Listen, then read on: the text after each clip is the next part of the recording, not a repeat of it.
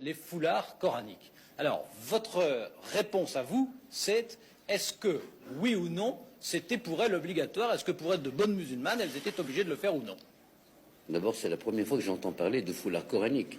C'est un sacrilège que de mettre les saintes écritures sur des tissus qui peuvent être souillés, qu'on le veuille ou non.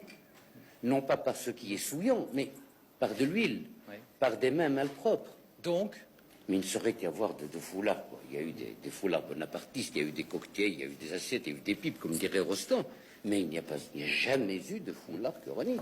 Donc il n'y a, pour une jeune musulmane qui est en France et qui suit les cours de son école en France, il n'y a pas question de porter un voile sous une forme ou sous une autre, quel que soit le nom qu'on lui donne. On ne peut pas lui interdire de porter un fichu si elle a des bigoudis ce jour-là. Et je crois que c'était le fichu qu'elle portait. Ce qui n'est pas recommandé en classe. D'accord. Enfin.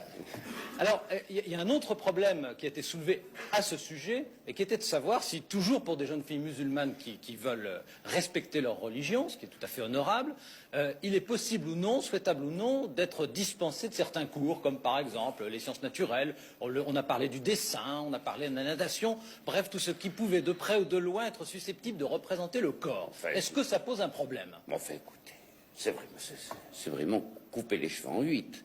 Vous êtes d'accord que ça a été posé?